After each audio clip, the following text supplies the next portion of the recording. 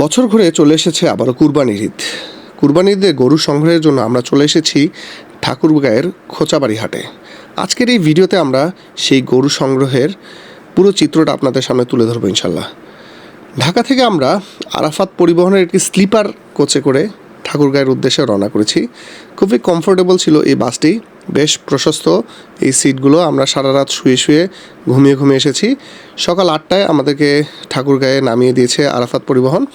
বাস থেকে নেমে আমরা একটা পাশের পাবলিক টয়লেটে প্রবেশ করলাম জরুরি কাজ সারার জন্য। খুবই চমৎকার এবং পরিচ্ছন্ন এই পাবলিক টয়লেট। এখানে আমরা দাঁত ব্রাশ থেকে শুরু করে উজু করে নিলাম।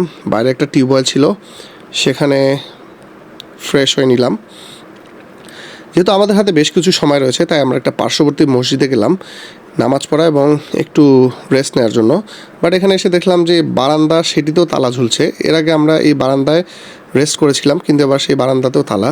আমরা বাধ্য হয়ে দুই সিঁড়ির মাঝখানে যে জায়গাটা, সেখানে নামাজ পড়ে নিলাম এবং একটু বসে রেস্ট করলাম। এই মসজিদগুলো ছিল একসময় মুসাফিরদের জন্য আশ্রয়স্থল, কিন্তু এক এক করে মসজিদের মূল কম্পাউন্ডে তালা ঝোলা শুরু হলো, এরপর টয়লেটগুলোতে, আর এখন বারান্দাতেও তালা ঝোলা শুরু হলো। আমরা খুবই হতাশ হৃদয়ে এখন নাস্তা করার জন্য শহরের প্রাণকেন্দ্র কলেজ রোডে যাচ্ছি। 80 বছরের পুরনো একটি রেস্টুরেন্ট, গৌসিয়া রেস্টুরেন্ট।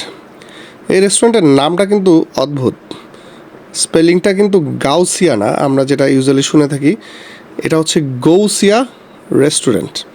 এখানে আমরা সকালের নাস্তা করব। খুবই বিখ্যাত এই রেস্টুরেন্ট। এখানে আমরা সকালের নাস্তার জন্য পরোটা অর্ডার করলাম। পরোটার সাথে ছিল ডাল, খাসির লটপটি, সবজি এবং কয়েক পদের মিষ্টি। পরোটাটা ডুবো তেলে ভাজা, খুবই নরম এবং সফট। মুখে দেওয়ার পর পরোটাটা একদম মনে হচ্ছে গলে গেল মুখের ভিতরে। খাসির লটপটি, ডাল সবগুলোই খুবই মজার ছিল। এই সাথে আমরা নিয়েছিলাম একটা স্পঞ্জ টাইপের মিষ্টি। মিষ্টিটাও খুবই জোস। আর খাবার শেষ করার পর আমরা এখানকার বিখ্যাত সেই মাঠাটি নিলাম, সরের মাঠা।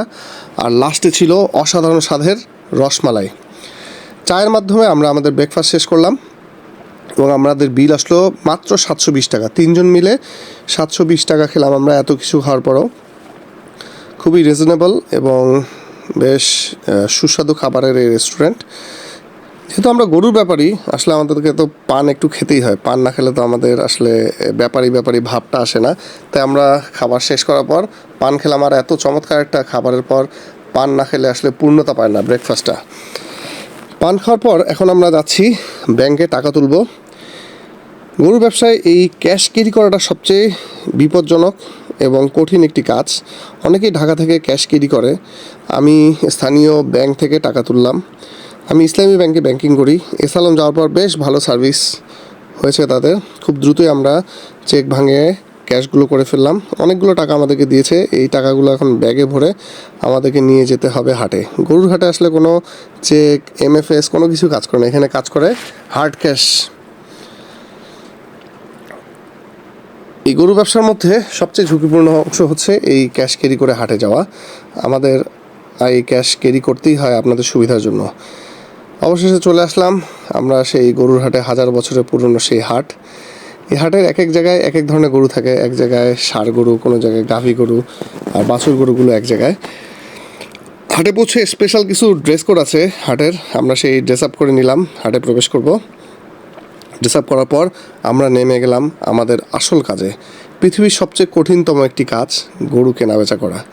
কারণ পৃথিবীর সবচেয়ে যে চালাক লোকগুলো এই গরুর ব্যাপারে, তাদের কাছ থেকে দামাদামি করে গরু চিনে গরু কিনতে হয়। আমরা এক এক করে গরু বুঝে গরু কিনতে থাকলাম। আমাদের আজকে মোটামুটি কেনাবেচা শেষ। আমরা প্রায় 23টির মতো গরু কিনেছি। হাটও প্রায় শেষের দিকে, সবাই যার যার বাসার দিকে রওনা করেছে। আমাদের গাড়িও চলে এসেছে। আমরা এখন গাড়িতে আমাদের গরুগুলো লোড করব। গাড়ির ফ্লোরে বেশ পুরু করে খড় দিতে হয়। দীর্ঘ সময় গরুগুলো দাঁড়িয়ে যায়, তাদের পায়ের যাতে কোনো ক্ষতি না হয়, এই জন্য পুরু করে খড় দিতে হয়। আর গরু থরে থরে সাজাতে হয়। এই কাজটা খুবই অভিজ্ঞ লোক দিয়ে করতে হয়।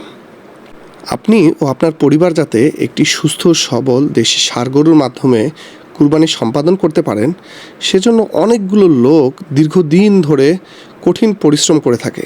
আপনার কুরবানিকে সহজতর করার জন্য জড়িত পেছনের লোকগুলোকে আপনার দোয়া শামিল রাখতে ভুলবেন না যেন। সকলেই ভালো থাকবেন। আসসালামু আলাইকুম।